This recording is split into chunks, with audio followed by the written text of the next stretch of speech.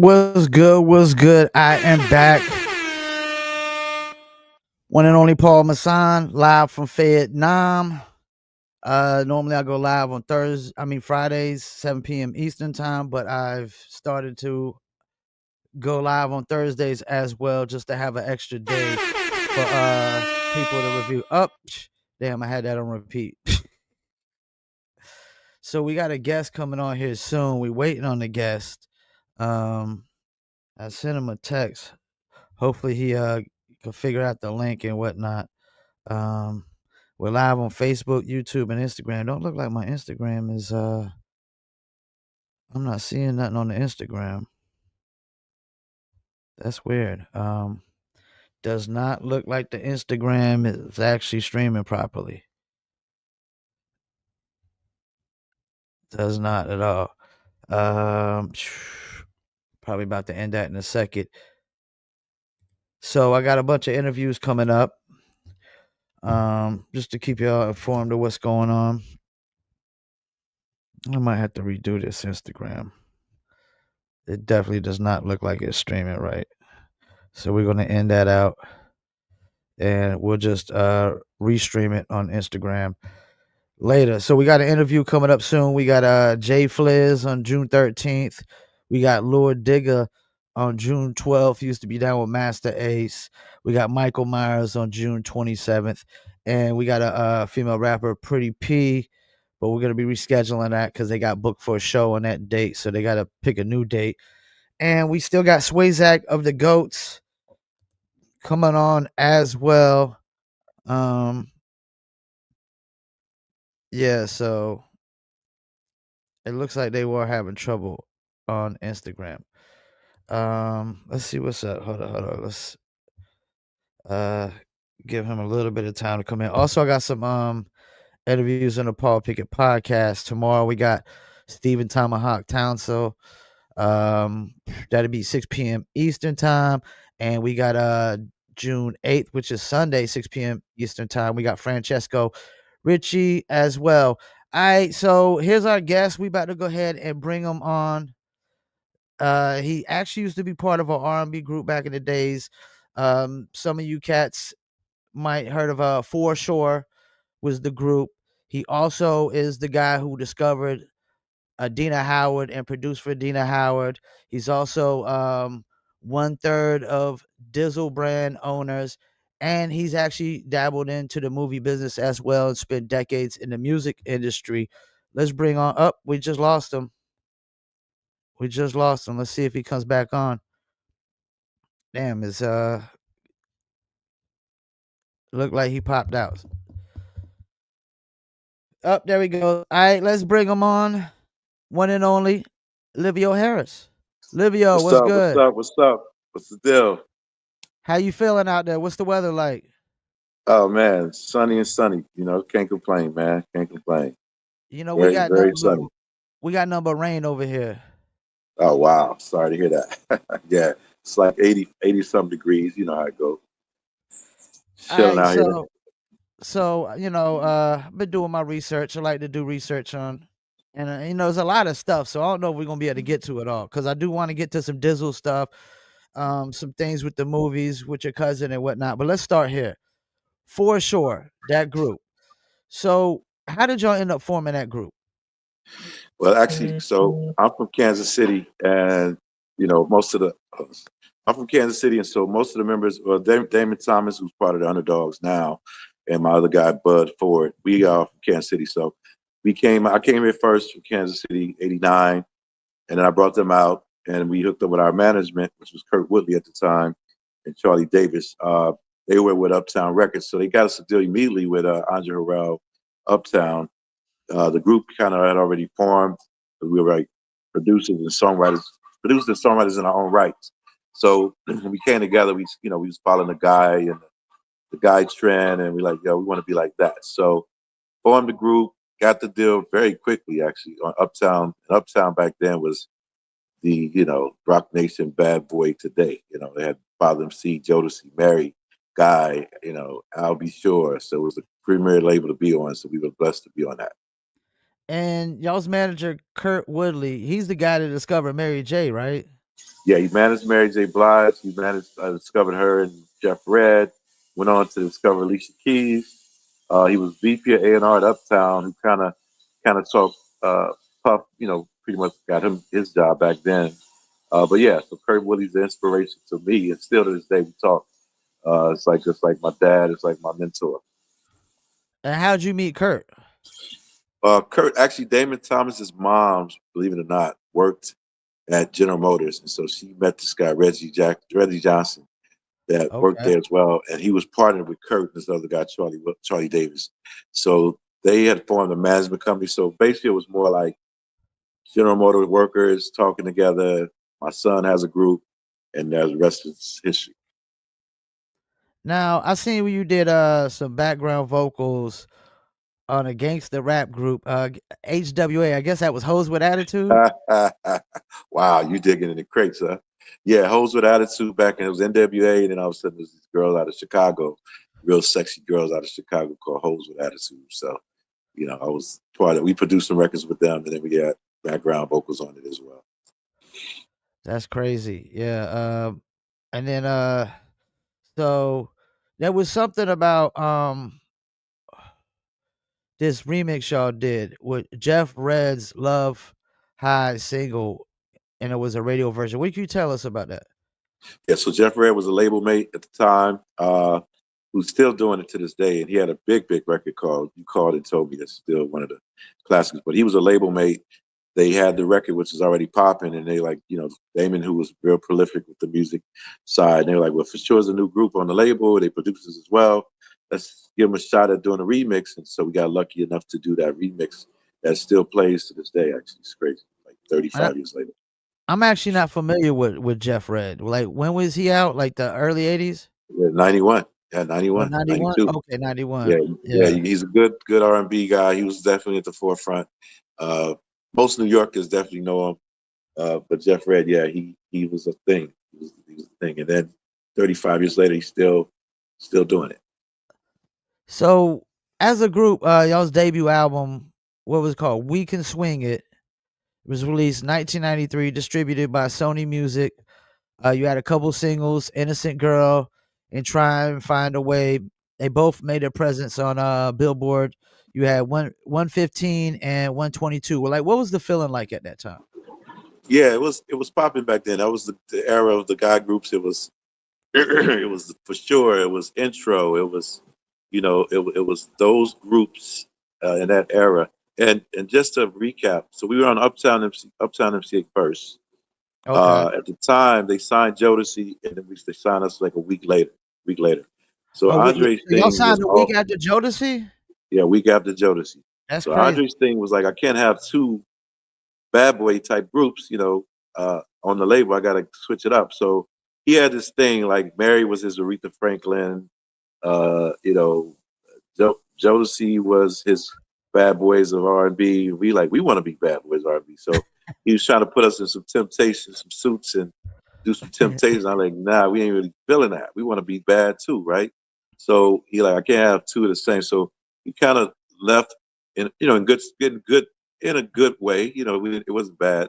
So Kurt just happened to be lucky enough to move over to Rough House Columbia, which is Crisscross, Cypress Hill, Fuji's. So he brought us over there. Like, hey man, if Andre feels that he's not gonna put your guys out because y'all he got that already, we could move you over to Rough House Records, and that's we went over there. That's where the Sony part comes at. Sony Columbia Rough House. And And that's we were what my blessed. next question was: is how did y'all end up on Rough House? So you said Kurt got a job over there, and then he brought y'all through as Yeah, well. he brought us through, and at that time it was Crisscross. It was Cypress Hill, the Fugees, and so we were the only R&B group over there at the time. So we ended up transitioning to the Sony Columbia. Well, because I've always heard these stories where, like, part of the problem with artists on the labels is like people leave the labels, and now the people they got to go back to bat for them are no longer there. So, I mean, I guess it would be an awkward situation, but it's kind of good that he actually brought y'all over and whatnot, and Yeah, didn't forget about yeah, y'all. yeah. And he was managing us at the same time, so he made sure he had our best Yeah, interests yeah, because yeah, yeah. I'm the manager, I'm the head of the company, A&R. So I got to make sure these guys hit because I'm a manager. I get to eat All right, so, also. You know what I'm so let's get into this one. All right, there's this chick back in the days when I was a little kid that a lot of guys had her poster up on the wall and they fantasized about her and whatnot. And she goes by the name of Adina Howard. So Yes, sir. where was it that y'all first seen Adina, and what was it about her that y'all saw that you knew had potential? Yeah. So in the process of for sure touring, we was touring around the country, and so we did this Arizona Miss Black Phoenix Festival. Well, yeah, Miss Black Phoenix Festival pageant.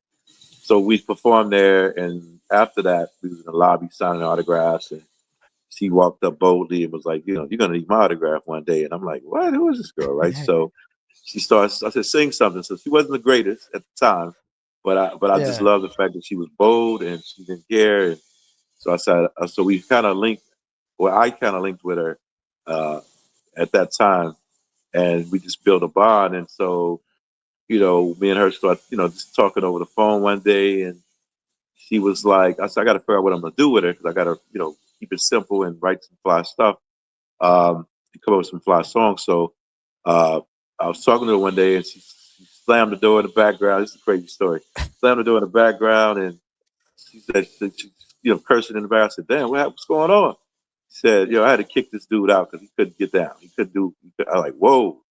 She said, whoa. So then the Whoa. bell went off, and it was like R. Kelly's little sister, which is more the street conversations than the sex conversations. Black Madonna, this is my vision, which is the stuff that she wore on stage, like, very kind of half, dressed in. So that was the Madonna side of her, and then the R. Kelly side was more the sex and the street conversation. And that's where Adina was born. And I took it from there. I brought my team on, Doc Little out of Chicago. He was kind of very good into R. Kelly. I was a super R. Kelly fan. So us and various producers, Carl Rowland, they call Mo Cuts. So I just put a real team together to kind of come in and mold the sound, and it all worked out, man. And people told me that ain't gonna work. She's too blunt. She's talking about sex, like she's talking like she's a dude, and like the stuff the dude would say to women, she's saying to the dudes. I don't know if that's gonna work because Mary just came out with what's the 411, so like, she needs to be like that. So I almost didn't even do it. I was like, damn, second guess. Maybe I'm tripping. So some told me, man, don't just do you, right? So I did it, and here we are, 35 years later, still touring. She's getting probably more tours now than ever. The record's still playing on videos. People have remade this record 1,000 times, and so the vision was there. I executed it. She executed it, and that has created 35 years later, the Sexy Reds, the Lottos, the Cardi B's. So she kind of was the one of the first ones to do that in 1992. You know what I'm saying? And now here we are, 2025, and we're breeding all these great new generations of what we kind of started. And I Max, think let me back up too. go ahead. Max Goose, and Rose Romaine. They had a label called Mechadon. Uh-huh. They needed artists. I gave them Medina. I decided the manager. They was the label, and the star was born. And so I have to give credit to those guys, well, along with Sylvia Rome, who was the Elektra Records, who gave them their label, but wasn't going to activate it until they brought her something that was fly. So here's Adina, boom, label activated. Sylvia Rome backed it. Roland Bob backed it. Uh, Max Goose and Roger was the owner of Mechadon. They had Michael Speaks, and they came on to do other great artists. So me and Max to this day is like brothers. It's like 35, 32 years later, we're still best friends. And, so I have to give them a lot of credit for that. And I saw where it says you wrote 90% of the album. Is that true? I would say probably, I would say 80 80? percent. 80%? Because, I and I mean, didn't want, that's and I, yeah, still 80%. close. And I didn't want to I was one of those guys, I hate those albums where you have one person, let's say Timberland, no disrespect, but he did the whole 12 song. I've always wanted to be variety. Like I did eight songs, right? 9 songs. And then the other rest came from other people that out of New York that we didn't even know, other people that was kind of on the come up.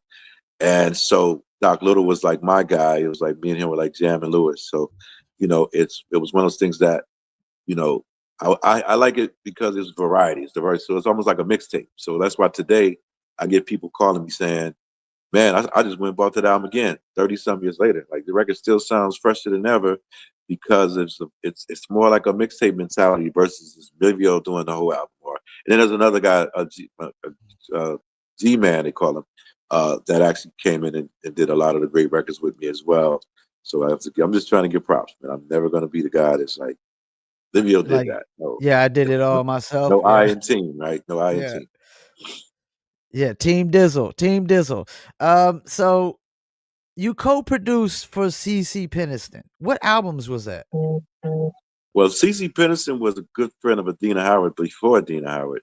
So, Okay, you know, that was probably one of her, maybe her second album, maybe, and that was probably more of a remix okay, versus produce. Yeah, it was probably more of a CeCe Peniston remix.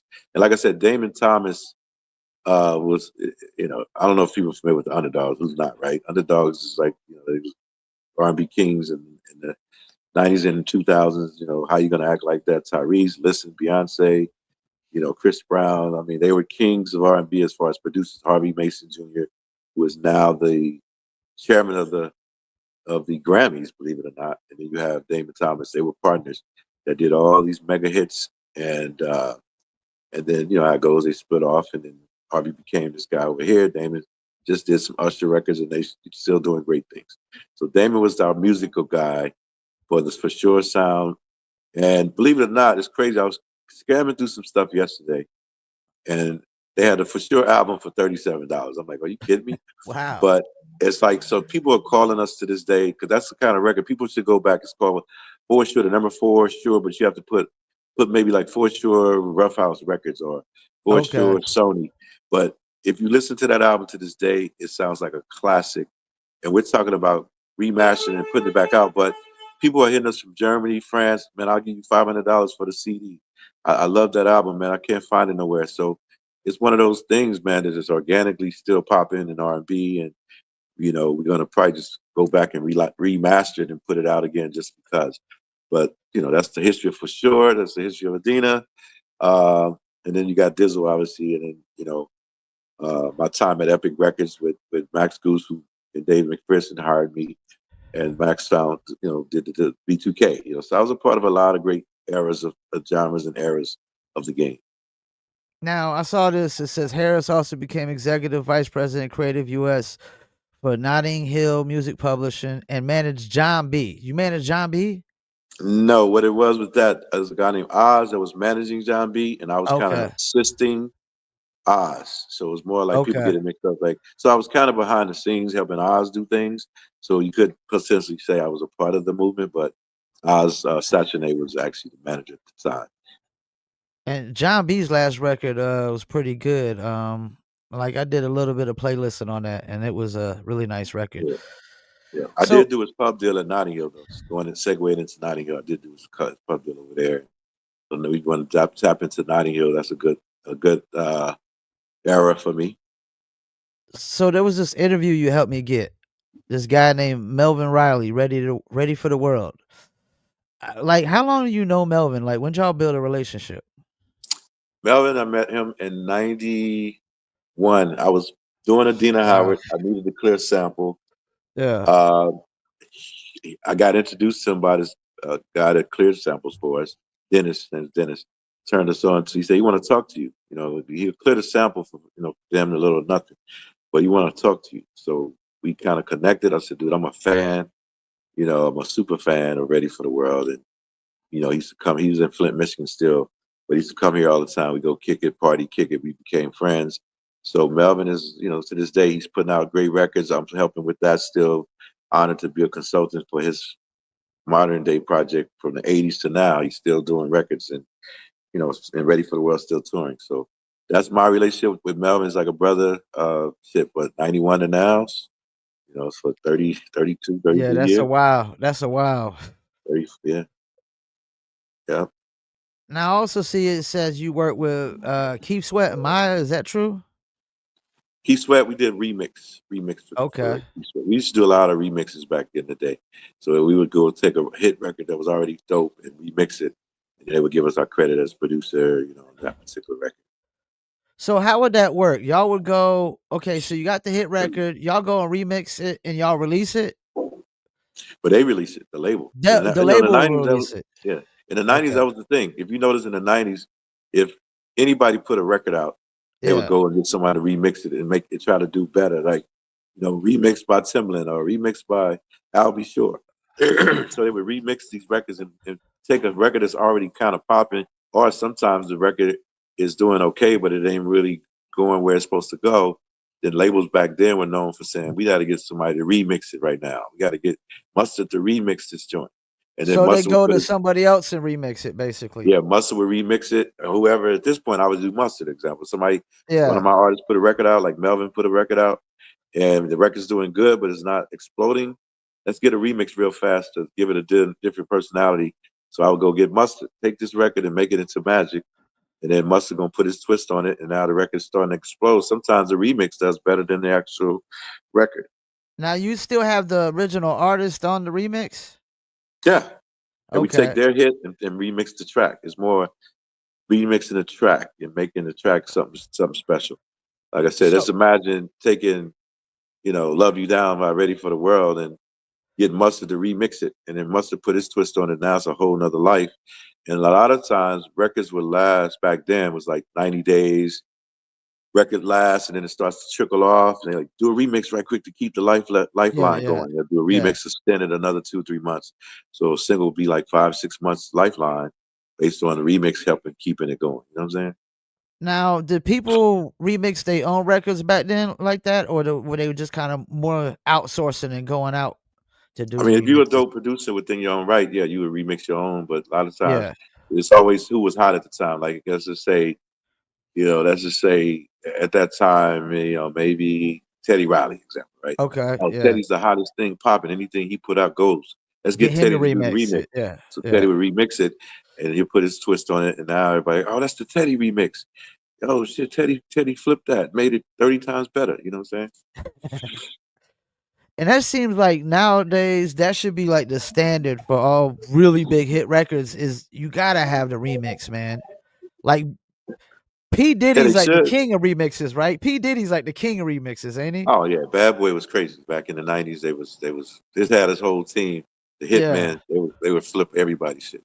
And you're right. It's a different day, man. It's like back in the day when music mattered. I ain't gonna say it don't matter now, but when music was real, it mattered. And, people having fun and being competitive, and who's the hottest artist, and how do we keep this hottest artist hot? That it was very money was being spent. Money was being spent. Today it's the microwave. Hey, we ain't trying to spend a bunch of money. Sign him because he got numbers and hope and pray. You know what I'm saying? And then put a few sprinkle of dollars on it and see what happens. That's the era we in now. How many followers you got? And I hate it. I personally hate it. It's like, who cares how many followers I got? Who cares how many Spotify numbers I got? Because 90% of the shit is being bought. If you go to some of the biggest names in the game, they got 200 million views, and you'll find out that probably 100 of it is bots or Yeah. fake. And the labels are paying for that. So it's like, damn, labels is paying, like they in on it too. So I don't really I try to go back to the original days of walk in a room, looking like a star. You sing a record a cappella, you play a couple of your jams, and then it's like, who's your lawyer? And now the deal's getting done and it's done. That's Yeah. why those artists 30 years later are still here. Beyonce still here. Usher still here. New Edition still here because there was marketing behind them. They were real true artists. It wasn't a fly by night, wasn't a microwave scenario. And that's why those artists are here for 30, 40 years. Like the Motown days, Temptations and all that, 50-year run. You know what I'm saying? But the new stuff, you might be, you got a hit record, it blows up. You might have a couple of albums after that, and then or three, and then it's over. Some people don't even get that far. There was a dude named I can't remember his name, but he had a record called Roxanne. So like Roxanne, I kn yo, Roxanne. I'm glad you brought that dude up. You know what? Roker will tell you, man, I have been on the record of saying I think that guy was a Milli Vanilli. I'm telling you I that think he was a Milli Vanilli, like, cause that's my yep. that song, his name, I forgot his name. It starts with an A, right? His It's name started with like an A or something. right, But right. that song was huge as hell on like radio and Spotify, and they didn't drop a music video for like 2 years after the song was big. And when they did, it was just like, all right, And that's anybody my can lip sync a video. Anybody can lip sync a video. and that's my point. My point is the whole TikTok challenges and TikTok. He lucked up and went viral with it. And the crazy part is labels fell into it. They had bidding wars going $4 million, $5 million, $6 million. Sony I ended gotta up look doing, this guy up. Sony ended up doing the deal. And that one record came out, and then where's he now? That was 5 years ago. Where's he at now? Like, never heard of him. He probably realized this was a I joke to His me. name is Arizona Zervis. Arizona Yes, Zervis. yes. It was probably one of those things where it's like this is a joke, and it took off, and I didn't expect it to take off. It was all a joke to me, and it took off. So And then we now, had to find a face. We had to find a face that fit with the music. And let's throw this and it, guy out yeah, here and make him lip sing. I swear, I think this guy, he's Milli Vanilli, and man. then think Like, about that. You got $6 million deal. Everybody's what's next, and if you ain't really that dude, you be like, I was just fucking around, and I got lucky. I'm not an artist. I'm just I'm just a jokester. I'm an influencer. So now you got to go perform in front of the world every night. That ain't what I do. But you already got the bag. You got the money. You ran into the sunset with the bag, and that's why the labels are now starting to kind of realize that they fucked off billions of dollars or hundreds of millions on this old fake viral moments. And it's like, yo, you got to go back to the realness and really get to the bag the right way because. And so now there's a very few that's kind of, yo, bring me a dope artist. You know what I'm saying? What's his number? Numbers ain't great, but they're not bad. All right, let's do it. That's when you're gonna win. But that whole they got 5 million views. Oh, sign them, and then they come out and the record goes away, and then you did a bidding war for 6, 7 million, and you think about it, you do that with 20 artists a year. Do the math. It's like $140 million. you know So what's funny so I you think said they, that though? huh? Like look at, it's funny you said that. Like TDE, right? Look at TDE. TDE doesn't necessarily go off of numbers. They want quality artists. All their Yeah, artists are pretty good quality artists. I mean, Kendrick, Absol, Schoolboy Q, the dude Rayvon now. I Dochi. mean, they put out quality artists. If I'm not SZA, is it SZA TDE too? Yep, Dochi killing him. Dochi's So killing him. yeah, I mean, and all their artists successful, they're probably gonna have better longevity. They probably sell out their tours better. But the problem with like hip hop and R&B, I don't even know what's R&B nowadays. It's hard to even tell. But it all sound the same. It just all sound exactly the same. Right. There's All right. nothing new. I ain't heard nothing new recently. You're right. I mean, you know what's new and that is dope with R&B. And shout out to my man Sean Barron and Ty Dolla Sign. They got this kid Leon Thomas that got a Mutt record. Every like a dog, I'm a mutt. That's different and it's blowing the hell up. Now that's something left of the field. Who's gonna say I'm a dog, I'm a mutt? But the shit is incredibly blowing up. And that's an R&B record. And those guys know what they're doing. Ty Dolla Sign's an innovator. Sean Barron been around for years as an A&R, so that they come together and put this Leon Thomas guy together, and been behind him for years. And he finally got one. And that record won't die, bro. He's gonna tour off that record. He's gonna make millions of dollars. So that's a different twist with R&B. But you're right, it's only a handful. Back in the '90s, it was like 100 R&B artists at the same time. Like Guy, Jonas, Livio, for sure. You had intro, you had, public announcement, you had, it was so many. Now it's like you can count on one hand almost. There, So there is a let's new group R&B. I want everybody to pay attention. I got to go back to Max Goose again. I'm not trying to. Max and Max Goose and his team. Um, they got this guy group that they just did. They just did America's Got Talent the other night. And these dudes, when I tell you, they're like a B2K, but To me, you had a lot more substance vocally today. It's bugging me out that I can't think of the name right this second. But these guys is the future. They just did America's Got Talent, and oh, I'll tell you right now, they just did America's Got Talent and tore that place down 2 days ago. So they're to me R&B group wise, they're they're um, they're going to change the game. They're going to change the game and bring it back. Uh, but I think 25 and 2026, you're going to start seeing influx of a bunch of a great R&B. I'll tell you the name of the group, man. I got to give you this name of this group, man. And this is my favorite group. That's why I'm like bugging. Like, how did I forget? Uh, how did I forget? Uh, the guys, because they're my favorite group, and it's sad that I got a blank in this interview. Uh, but I'll come back to it. I'll come Yeah, back I to think your screen is froze right now too. it. Did it? That's probably because I went out of it for a minute. Okay, so Dizzle. Let's talk about Dizzle. Um, so shouts out to Mike Dizzle who came up with the formula.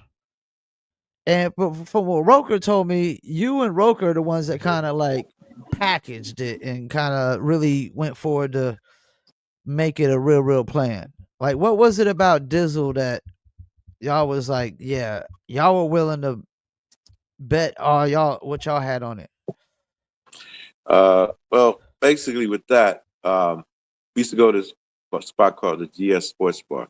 So first time going in there, the bartender I was like, "What's the drink out here? What's a cool drink?" He was like, "This drink called Dizzle." So I said, "Let me try it," and I was like, "Wow, this is like a sexy Long Island iced tea vibe, right?" So I would let me get one for Chris, one for me, and it got to the point where every day we would go there 6 days a week. We get a Dizzle, we get a Dizzle, we get a Dizzle. Everybody in the room drinking Dizzle, Dizzle. So one night I drive home, 45-minute ride. I get to my apartment and I wake up at 11 in the morning and I'm like one shoe on, one sock on. I'm like, how did I get home? I don't remember. Did I drive the freeway or the streets? Like, God must have took the wheel and drove me home, right? I get up. Where did I park? I ran outside. The car was still running, double parked in the streets in Hollywood. Like I had thought I had valet or something. Parked my shit and went in the house. And the car been running all night, keys in ignition. And I'm like, this drink is potent. So we stepped to Mike like, yo, dude, why don't we bottle this? And he like, y'all can do that? Like, yeah, we figured out, right at the beginning of COVID. So me and Chris came initially with the money to get everything going, get the labels going, get everything, get the company registered, get all that stuff out the way. And then it became reality. And then Mike at that point was like, oh, this is really real. He said, I'm so used to dealing with he said he used to deal with he called it the about to niggas. He was my friends, but Yeah. I'm about to do this. I'm about to do a movie. I'm about to do. There's a lot of about to guys, right? So he said I didn't think y'all was gonna pull it off because everybody said they can do what they can do. So when he really held that bottle in his hand, he seen me and Chris wasn't no joke. I'm from Kansas City. I'm St. Louis, but then Kansas City. I get both. But Kansas City on the back of our license plates it says "Show Me State." So I'm here to show you. I ain't here Okay. to talk. I'm not doing no talking. So we did it, and then we asked Mike, "How did you come up with this?" So Mike was like, Mike was a big promoter. And he's a celebrity barber to this day, but he did like backyard boogies, and it was like 200-300 people, all white linen parties, and so one girl was like, "I don't drink dark, dude. I don't do light." So Mike got the Gatorade bucket, put Don Julio and Remy. So he putting cognac with tequila, and then he got the mango margarita mix, and he's putting all this stuff in there. And people are like, yo, this is pretty good. And I'm faded. So he came up with this concoction, 10 years in the backyard boogie. Yeah. Then him and his partner, kicked off the restaurants, now called the District and once called 719, formerly the GS. And they said, let's test it out here. And it became the number one drink at the bar. So 10 years later, so it's like, damn. So me and Chris jumped in and got with Mike and we strategized. And we're actually, it's funny because we're coming up on our 4-year anniversary on Labor Day weekend. So this will be 4 years as Dizzle. most people say, man, most liquors only last a year, year and a half. If you ain't gonna make it a year and a half, and it's over. You can't. And we looking at 4 years now. So we figured it out. It's tough game, man. Expensive game. But a lot of times I've been like, man, I don't know about this shit. I'm ready to quit. But as we about to quit, something else probably. Here goes the cans. Now we have Dizzle in a Yeah, can, and then we just picked up a couple more cities. And now, like, oh man, do we just let it go like that? We just picked up Georgia. We just picked up Missouri, Kansas City, St. Louis. Like, all right, let's just keep it going. So that's the thing. 4-year anniversary coming up. We have the Dizzle in a bottle, 750, and then we have the cans. Dizzle Margarita, Dizzle on the beach, Dizzle Red Bottom, Dizzle yeah. Sangria. So Sangria, yeah. now, yeah, so now we're expanding the brand. And you know how it goes, man. Most people, no one's in this game to build a brand and save it, keep it in your pocket. It's build the brand after X amount of years. Budweiser or somebody comes along and say, I want to buy your brand for 20, 30 million or whatever. Some cases 50 million. Depends Yeah. on the value of the brand at the time, right? So that's the goal. And then we'll flip that and then we'll do another. Now that we know how this goes, and we went to, I would say, Chris calls it liquor school, because we had a lot of failures and a lot of mistakes and a lot of screw ups and overspending money. And so we figured it out. So now we can do this with our eyes blindfolded. So we will definitely start a new brand fresh and and kick it off again and build that up and sell that. Build that up and sell that. And you know what's crazy? I mean, like, okay, so my name Paul Masson, that's my original rap name, which is based off of a liquor. When I first drank Dizzle, I instantly realized I've been bamboozled by all these liquor companies my whole life. They were just selling like shit in a bottle. That's why you gotta have Henny and Coke, because Henny tastes like shit without Coke. Gin and juice. Gin tastes like shit without Woo. juice. Wow. It's like Dizzle. It's everything's ready to go. Now the first batch, I ain't gonna lie, was a little strong. Yeah, It was that was in that our first batch was a experimental. little strong, yeah. Yeah, we was And experimenting. then It was y'all too brought strong. it Even down a for little me, I was bit. like, it's too strong. Melvin Riley from Ready for the World, he called me, he said, man, because he drinks whiskey and bourbons. And so I sent him a bottle and he like, man, what y'all trying to do, bro? Like, if I run out of gas, can I put this shit in my tank? Like, this is too strong, bro. So we had to listen to the people and smoothing it out a little more, put a little more mango. Because, Dizzle's tequila, cognac, orange liqueur with mango. So it's more like a sexy mango Long Island iced tea, 80 proof. It gets you where you want to go, and no hangovers for me. I've never had a hangover, but so we had to listen to the people and you and man, this shit too strong, man. So we toned it back, smoothing it out. Now everybody loves it as is, and we pretty much got it where it's supposed to be. Now, is there any proof that it's like a aphrodisiac? Because I done heard some stories out of Arkansas. Like I done heard a story where some chick bought like a scale breaker punch and end up calling up there and thanking him because like it saved her marriage because her man was like piping her better or something. Right. That's the story in Arkansas. And shout out Yeah, to our guy Lil Rock Lil Obama Rock and Obama and scale breaker. Jailbreaker Punch, man. They took this brand on their backs with the distributor, obviously Anthony Eckert's, 63 stores, and how are we gonna get this stuff out of there? So Lil Rock Obama has a great podcast every Tuesday. So him and then Scalebreaker just took it on put it on their back and helped us out and made the shit crack out there. But what it is a couple of people like, man, I drink that Dizzle, bro. And man, I effed the shit out of my girl, and then didn't I, baby girl? Yeah, you fuck shit out of me. It's like, whoa, is this real, right? So then the lady was like, yo, I had to get some myself because my man wasn't really, I gave it to him, and we got a great marriage now. I'm like, is this? So it's really that's the thing they say. It gets you in an aphrodisiac moment, and it's like they call it a Viagra, liquid Viagra. So whatever's too close to your boat, hey, we with it. Yeah, because I think we looking at this all wrong. I think we could be saving marriages over here, man, with this Dizzle, yo. We could be saving Right. marriages with Dizzle Yeah, and man. whatnot. Yeah, that's what I keep hearing. But I'm like, yo, okay, maybe. Hey, I never really drank it for that, but hey, I've had some moments my damn self. So hey, maybe Mike lucked up. You know. Now, how hard is it branding Dizzle in these other like markets into like say like the rock and roll market, the pop market? Because when people think of Dizzle, they the first thing they're gonna run to is thinking of Snoop Dogg. Yeah, we got that. Oh, that's Snoop's drink, right? Nah, it's not Snoop's drink. But you gotta keep in mind, E40, all of the Bay Area was doing that before Snoop, around the same time. Sizzle and Nizzle and Yeah, for E40 Shizzle and all that. Yeah. with Fizz and this Fizz and so Mac Dre, so but but yeah, the word Dizzle sometimes comes off like hood, but for us, we've experienced it. More white people drinking it now than ever. It's crazy. My guy in Indiana, Carl Rose now, got a festival going on out there, and it's like when I tell you how, when I tell you it's called the Redneck Festival, and I tell you it's like Confederate flags everywhere, and they loving it. They drinking it. They loving it.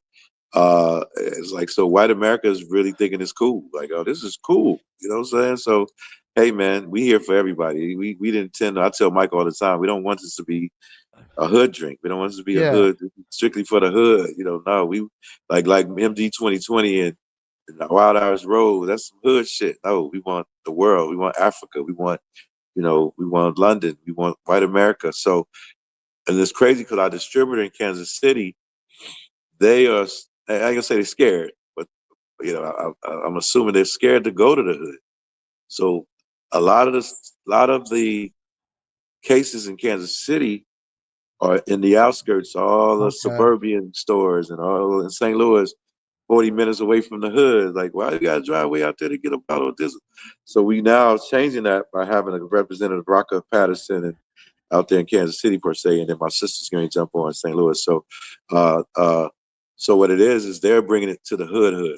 So now they will deliver.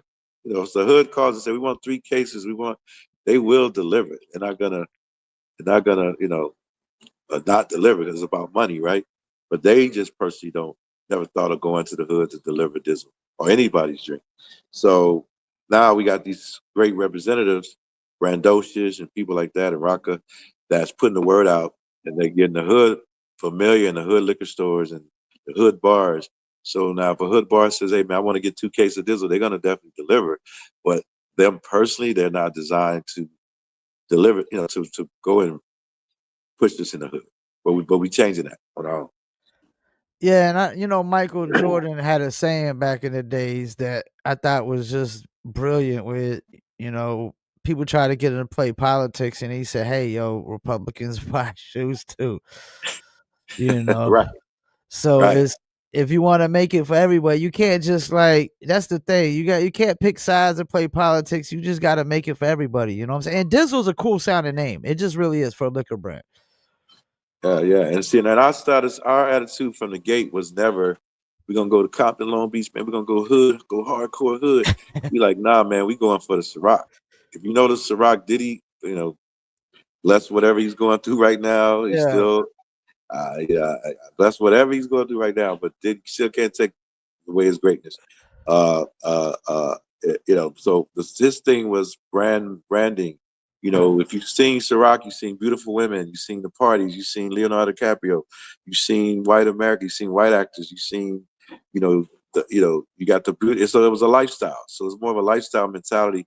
So we wanted to always be like, let's do that, because it's known for beautiful people, beautiful women, people partying with money, or people at the best parties. What's the movie that Leonardo DiCaprio played in, and had the lifestyle, the every best Wolf, parties and all that. Wolf of The Great Wall, Ga- Wolf of was the Wall Great Street. Gatsby. Oh no, The Great Gatsby. Okay, yeah. I thought you were talking Yeah, about Wolf so of Wall so Street so when he was a so stockbroker. so yeah, so the Urban Great Gatsby, that's what Diddy's thing was. It would be a Rock. So we always wanted to follow that thing. And of course, we're from the hood. So yeah, obviously we want the hood to endorse us, embrace us. So we want it all. But we still at the same time didn't want it to just be a MD 2020 type of drink, because when you do that, now it's like, well, why is this shit $30 a bottle? It should be like 15, right? So you gotta be careful when you say premium liqueur. It's premium. This is not your average, right? So bottle's $30 a bottle. In Kansas City, it's $38 a bottle. So it's like, how Yeah. do you go $38 a bottle in the hood? The hood people like, man. For $38, I can go buy MD 2020, a bottle of fucking uh uh uh uh what's the drink E40 the drink what's the beer? The beer, I can get a nice bottle of St. Ides. I can get some MD 2020 and a 20 bag of weed, damn near for that. So it's just like you have to be smart about it. So, but at the same time, when you're trying to sell the brand or when you're trying to build that brand and you want to sell it, they're gonna be looking at all that. Is this strictly for the hood? We'll give you $1 million. You know what I'm saying? Is this for everybody? We'll give you $20 million. So it's the difference of branding, how you brand it. Like Uncle Nearest, and she's figured it out. She went 5 years. It's $1 billion valuation. Company's worth $1 billion. So if So someone wants to buy that from her now, it's multiple of 10. That's $10 billion. And she ain't trying to sell it anyway. Cause that drink is traditional. The Uncle Nearest, the slave that Jack Daniels made him make the drink, the Jack Daniels, and he was the one behind the Jack Daniels that no one knew until now. So finally we were established that, and now everybody know, and it's the number one whiskey in the world, and it's $1 billion valuation. So you know it's big money in it if you do it right. Even Ciroc was doing $1 billion a year. Believe it or not, before all this craziness, he was doing $1 billion a year. It's big so business. we about to be hitting this hour mark soon. Are you still doing anything with the movies with your cousin? Absolutely. So again, and it's funny because when people ask me, "What do you do?" I see you with the all white suits all the time for 20 years. And, what do you do, bro? Who is this dude? What does he do? And a lot of times I like, should I tell you? You really about to do it? I can't do it tomorrow because it's a long story and it's real. That's why I was like, oh, he's bragging. No, I came from Kansas City in '89. Came out here to be a songwriter. uh, Turned into a songwriter, a artist, a producer, a manager, a music publisher with Notting Hill Music, which we'll tap on that, and then a liquor owner and the president of a film company. So I do a lot of things, and I got that from Russell Simmons, believe it or not, and Andre Harrell. Those are you got to think about it. Def Jam was Def Jam Records, Def Yeah. Jam Comedy. He financed the Nutty Professor. He had Platform Clothing. He did a lot of things. So I get my motivation from that. But to answer your question with my cousin, her name is Tangi B. Moore. She's out of Atlanta. Incredible writer, producer, and director. In the family, her mother and my mother's sisters, they both passed away of cancer. Brought Damn, us sorry closer to hear that. together. Uh, it brought us closer together, and she's phenomenal. She had about 8 movies under her belt. We just finished another one. We're about to sell another one. Uh, Movie on BT called Keys to the City. That did great, and we got a movie with uh, what's my guy DC Young Fly's first movie ever with Bobby Valentino, Hollywood Hearts. So she directs, write, produces. So when I left Notting Hill, she said, "What you gonna do? What's your next chapter?" I said, "I don't know. I'm trying to figure it out." Like, come fuck with us, family business. So I came as a VP of the company, and then fast forward, I'm now president of the company. Uh, President of the company called New Peak Entertainment. That's New Pique Entertainment. And so she directs it, does everything, writes it, does it all. My job as president is to raise the money, bring the California Hollywood talent or whatever talent. I know all these guys. I can pick up the phone and call certain actors and say, "Hey, man, I need you in this movie." Uh, and then it is kind of helping to help her to pitch it to the networks and pitch it to the movie companies. And so that's my position. We just did a movie called Before I Go, sci-fi thriller. Elijah Kelly, incredible actor. He starred in it. David Banner, which I didn't know. Didn't know David.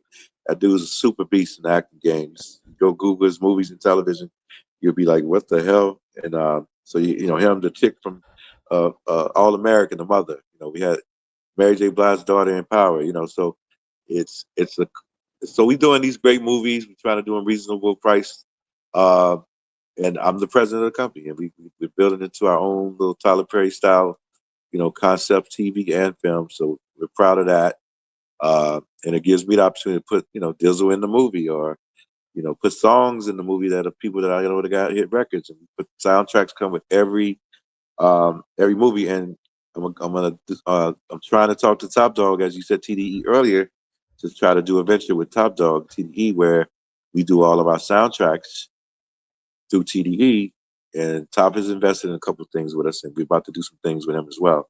So it's all in the family. But yeah, so film, television, and that was always my plan. To be honest, it was always like I started with music. Music is kind of in a weird time now, It and is. it's It not the is. same game, and people ain't making the money. The stream kind of fucked it up. Yep. They're not making the money they used to make in the '90s and 2000s, and so I was Hell yeah. blessed to be able to. I always said anyway years ago. I said, look, I want to retire in the film and TV game because of my client Jonathan McDaniel was Lil J at the time. He became a super actor, and I was on the set a lot of times watching him, and I'm like, I think I want to do this. So I lucked up with my cousin. So I'll tell people all the time that I didn't ask for none of this. I came out here to write songs. God took the wheel and said, now you're going to do this. He pushed me in this room. He pushed me in that room. Now I'm managing Adina Howard. Now I'm managing actors. Now I'm running a Notting Hill Music Publishing out of the UK, and built it from a $0 to $80 million company. Signing people like Nelly, Air Force Ones, signing people like Jaquan Tipsy, which is now everybody in the club get tipsy, Shabuzi, signing Yeah. Beyonce stuff, signing Michael Jackson stuff, signing Chris Brown, signing Usher stuff, signing J Lo. So I was blessed to be able. God pushed me in that room. Then he pushed me. Okay, now you're gonna go TV and films. And we have a live streaming company called, World Connected that we do. We can do Usher live 200 countries in one night like a pay-per-view fight. So the hat just keeps on growing, and God just keeps opening all these doors that I'm like, oh man, now I got another one. I'm blessed, man. I can't complain. And you said something about Dizzle in the movie. Just so y'all know, there's Dizzle was actually in a movie directed by Barry Williams from my hometown, Fayettenam. Go check that out. It's on Tubi. It's called I Made You. Dizzle was actually like the third or fourth star in the movie. I mean, it was all through the movie. Right, right, You had right. Dizzle at the car wash. You had old girl was sitting there drinking Dizzle, getting upset. Then she goes in the car wash and trying to find her boyfriend while she drinking Dizzle, spits Dizzle in old boy's face. Then they show Dizzle hanging out the window. Like, it was definitely something that made her do what she did. You know what I'm saying? She drank a little too much of that shit. She was drinking straight out the bottle. Like, come Yeah, on, man. yeah, Dizzle yeah. on ice. Make sure y'all put And, y'all's Dizzle on ice. and just so y'all guys know, man, Paul, I appreciate me even having the opportunity to do this interview with you. But Paul's a big part of Dizzle as well, and also he's the reason why we got that bottle in that movie, and he does a lot of our stuff that a lot of people don't know, a lot of our marketing and a lot of our creating social media campaigns, and so he's definitely been in for years from the beginning. And so he's a definite executive within the company of Dizzle brand and his own shit. He's doing his own podcast. So we all hustling, man. And I appreciate you getting up every day doing Dizzle business and doing this interview with me and doing what you love to do. Yep. Before we let you go, any shout outs you want to do? Yeah, man. I mean, I pretty much gave a lot of it already. I know Max Goose. I Yeah. know Mike Dizzle, Chris Roker, my Roker. cousin Tansy B Moore. Top Dog TDE. You obviously. Appreciate it. Ken Wilson, who's incredible radio. Anybody need Yeah. a good radio Shouts out to campaign? Ken. Ken Wilson will get you number one every time. Ken was my radio guy when I was on Rough House Columbia, for sure. We was 1991. Okay. He was part of the team to get our shit at radio, and it's crazy. 2025, he's still the number one guy to get your shit popping at radio. Other than that, let's see who else. Oh, again, I gave all the shout outs like Scalebreaker. Look out for Scalebreaker punches. Definitely coming back around. Uh, uh, uh, uh, Lil Rock Obama. Barack Obama got his drink. You And know, what about King Tech? I like King Tech TV. He does a lot of stuff King for Tech. us Oh up yeah, there. shout out to King Tech. He keeps us alive. He keeps us going. The corner He boy, definitely promotes corner Dizzle a boy, lot. the corner store guys. Everybody, man, all our distributors, James Allnut, Rocker Patterson. I mean, Brand Docious is a dope artist out of Kansas City. That's kind of like our ambassador. He just did a Dizzle commercial with this beautiful girl named Genesis Mariah, who's the next up. So many people, man. But in the beginning, I say Rose. I'll say in the beginning, I would have to say Andre Harrell, rest in peace. Kurt Whitley, Charlie Davis. You know, those guys been moving into Sylvia Rone and Running Bob and Rick Browns of the world and then moving it into Notting Hill. And then Notting Hill, just to touch real quick. I know we got like 6 minutes. when I had Adina popping, they like, Mhm. dude, who are you? You writing all these songs? We want to do a pub deal with you. I said, I don't know if I want to do a pub deal yet, but they're like, well, you do an administrative deal where they just collect the money for me. I said, I could do that. Well, I still own my shit, right? And then they're like, yo, we don't know no one in America. Can you come on board and help us build in America? I didn't know what I was doing. I was like, yeah, let's do it. First person was Will Smith, and then then come Air Force One's Nelly, and then comes CeeLo Green, Don't You, by the Pussycat Dolls, Outkast Roses, and then Beyonce, her first album, Michael Jackson. So I just started getting them popping, and then they became one of the most biggest independent publishers to go to in America. And they're like, yo, it was all because of you. And think about that. You got zero money coming in. You don't know nobody in America. You meet me. And within a short amount of time, because of my great relationships, never burn a bridge, turned into an $80 million company. And so it just got to the point where after signing all these great things, I said, look, I think I need a raise. I think I need, Uh-uh. they didn't want to do it. I Yeah. don't think we're ready to do that. I'm like, what? Okay, I'm out. It's time to do my own thing. And that's when I looked up and started my own catalog company, which I almost forgot. We just did the Rodney Jerkins deal, a part of that, with Harvard View. Um, a couple months ago, and so we're doing a lot of great Tim from Tim and Bob. They don't know John B. They don't know, and I'm still in Tamir. They did all the great hits in the '90s, so I was honored to do his deal with my partners Vincent Searcy and Eric Jackson. At the time, Vincent is now on the board of advisors for Harborview, who was the biggest thing going, billions of dollars, and they buying up everything. They did Nelly's deal. They've done Enrique Iglesias. They did James Ponteray, Rodney Jerkins. So at the end of the day, publishing is another great thing. I'm still doing it on my own. I have my own catalog company that gets catalogs presented to the money buyers, the buyers. These deals range anywhere from $1 million up to 400, $500 million. It just depends on the value of the catalog. So I'm just blessed to really have, and sometimes I forget some of these hats.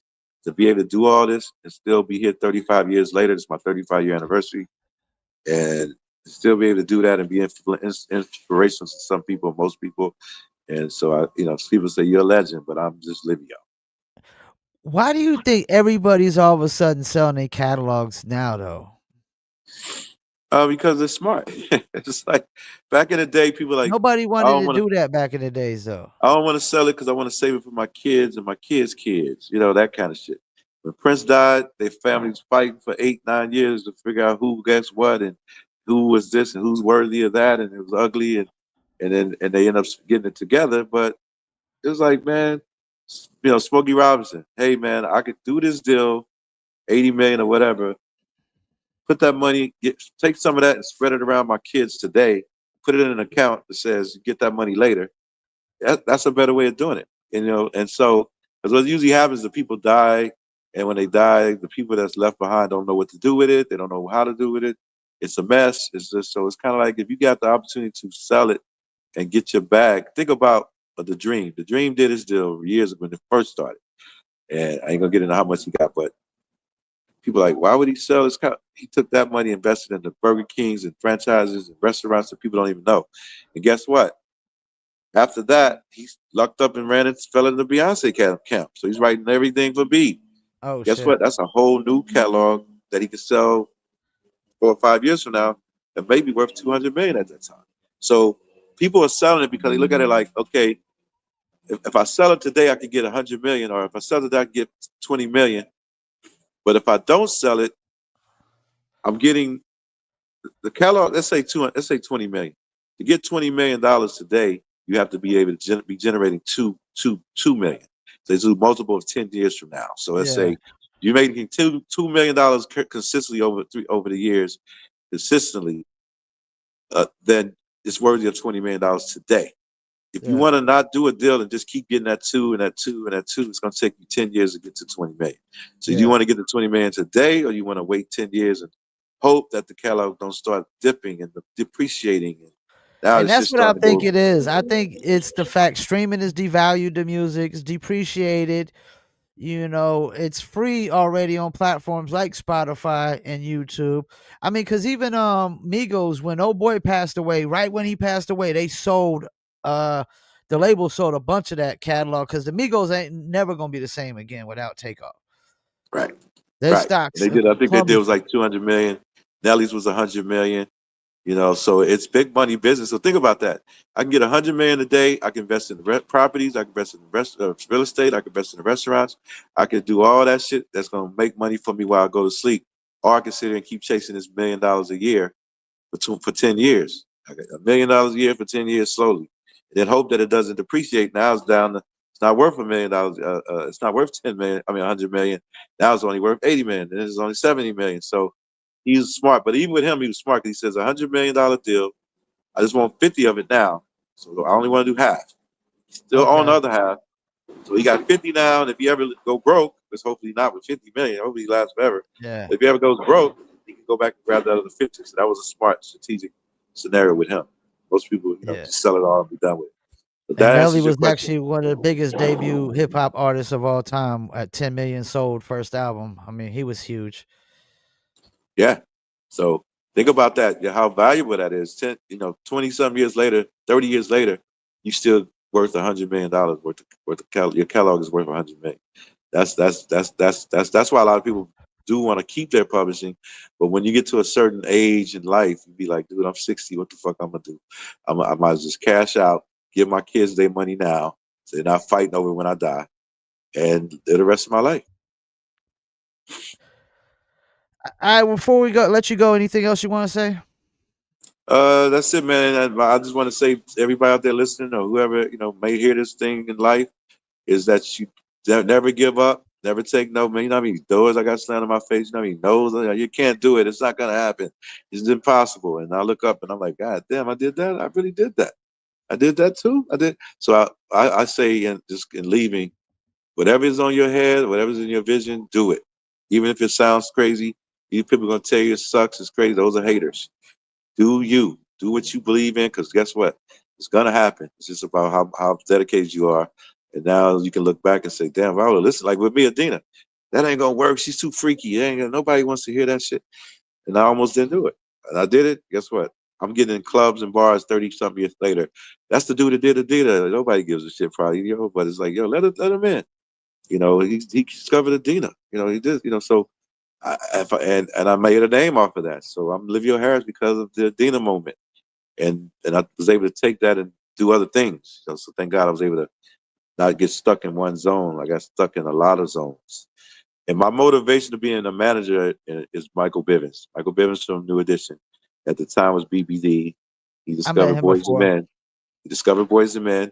He discovered ABC. He discovered Subway at the same time while he was still in the group. That let me know I could be in a group and still manage and discover. And that's when Adina came. And so he was a very motivation for me to understand the transition of not just being an artist. You could be an artist, you could be a manager, you could be a producer, you could do it all. So, and then one last shout out, Carlos Bud Ford. Pay attention to that guy, Carlos Bud Ford. He's one of my guys I was in for sure. He moved to Canada, has an album coming out next few Okay. weeks, and it's an incredible album. He's still here. I'm proud of that brother to be able to say that we was in a band called Grand Jury Band together, then transitioned to Hollywood for sure, and then transitions for me retiring from singing, but he still got it going on after 35 years, 36 years. So shout outs to Bud Ford. That's what's up, man. Well, I appreciate you taking time out. I know you got a appointment coming up here, Yep. so I'm You gonna made it let you happen. You go. made it happen. I was kind of Do your figuring and thing. juggling, like, how am I gonna Yeah. make this happen? I gotta figure this shit out. I can't let Paul down, man. It's like, so we got it done, man. I Well, we hope should people get a lot of enjoyed it. good clips, man. A lot of names you shouted out in there, a lot of good clips. So we'll be able to tag some of these people on social media, and hopefully we get some engagement from some of these people. All right, brother. Thank you. All right. Enjoy the rest All of right. your day, man, and I'll text Yes, you. sir. Yep. Thanks. All right, peace. Well, there you have it. Another interview in the books. Livio Harris, 1/3 of the Dizzle brand, boys. A lot of names in there, man. I mean, if you're a big Adina Howard fan, there possibly wouldn't be Adina Howard without Livio Harris. I mean, he discovered her, produced her. I mean, worked with Keith Sweat, Maya, CC Peniston, Melvin Riley, just a lot of names in there, man. A lot of knowledge about the game and the industry, a lot of experience. And I think that's what the new generation is lacking. They want to be disconnected to the people that came before them, but you always gotta respect the people that came before you. And Kurt Woodley, who managed him and discovered Mary J. Blige. Like, if you're an artist that's being managed by the guy who discovers Mary J. Blige, you gotta be doing something right. You gotta be doing something right. And shouts out to this guy, like you said, Carlos Bud Ford. Of course, you had Joey Elias says associate of Jimmy Jam, and Terry Lewis, Perspective Records, and then Damon Thomas also was part of Foreshore. And go check them out. You can go on YouTube and find some music videos and some clips. It's FOUR Shore. And they got a Wikipedia as well on Google. And before I go, man, I'm gonna play a gonna go quick Dizzle brand commercial, and then we're gonna get back into finishing to let you know what the lineup is and the schedule.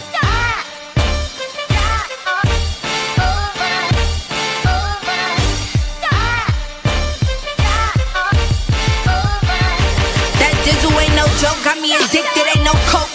Let's just have a toast. Anybody want some small, cause it's up. I be Dizzled up.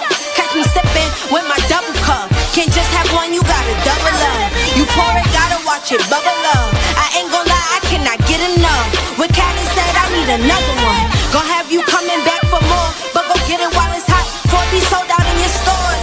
That Dizzle.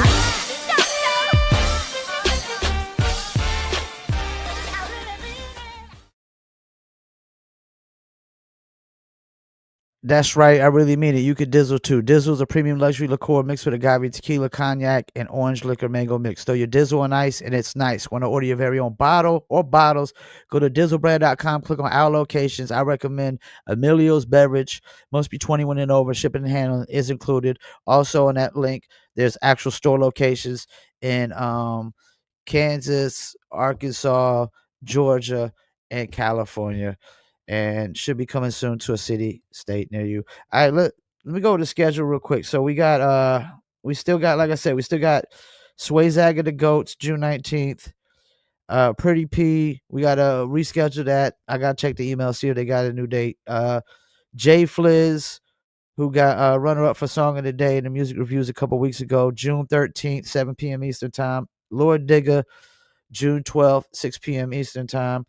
And Michael Myers as well, June 27th, 7 p.m. Eastern Time.